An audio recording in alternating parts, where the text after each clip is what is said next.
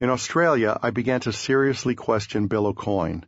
His cocaine use had become more extreme, and since splitting up with Sean Delaney, his general behavior had become reckless too.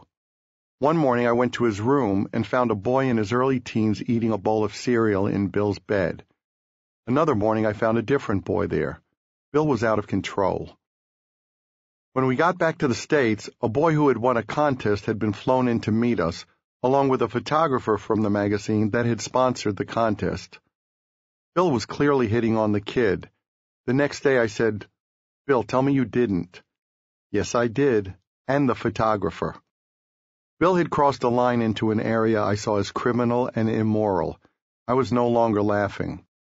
Bill had gone from sharing office space with Howard Marks Advertising to first having one floor and then 2 floors of a building on Madison Avenue, plus a Los Angeles office. He had people developing film projects and dozens more people on the payroll. I had no idea what they all did. He had a huge luxury apartment near St. Patrick's Cathedral that he'd spent a fortune decorating, but that he rented rather than owned. He was now making such bad decisions that I often followed up on meetings he had on our behalf. What did he agree to, I'd ask. Then I'd have to nullify things. It was clearly the drugs.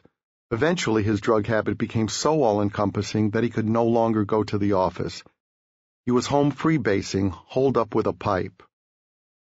When things change incrementally, sometimes you don't realize how far you've gotten from where you started. That's basically what happened with Bill. When I looked at him, he still appeared to be the person I knew. When he was lucid, he still sounded like the person I knew. But he wasn't that person anymore, even if it took me a long time to recognize that fact. Bill had gone from being our visionary mentor, our manager, a father figure, a fifth member of the band, to being a delusional, drugged-out whack job. It was so bad that heart-to-heart talks I had with him went nowhere except to confirm the worst. "What are you doing?" I'd ask him. "You're spending all your money." "I don't care," he'd reply. "I made it once, and I can make it again." It was a reckless attitude, and it mirrored Ace and Peter. They all took things for granted. Watching all these guys go down the tubes with drugs or booze, seeing their demise, I realized that it's all a question of what people do with the freedom that success affords. Finally, after Gene, Eric Carr, and I convened in L.A. to start work on the next album, Creatures of the Night, Gene and I discussed parting ways with Bill. It was sad and scary to contemplate letting go of someone who had been so instrumental in our careers. It would be a monumental change, not something to take lightly. We had worked with him for almost a decade. But we realized we had reached a point where rebuilding KISS was going to mean getting rid of everything we had known. We were already rid of 2 members, and we had experienced such waste and coddling that it had taken away our autonomy and independence, which is in essence what it's designed to do. Bill's system had catered to our needs, but cut us off from reality.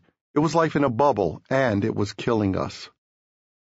I even suggested we take our makeup off to make a complete break with the past.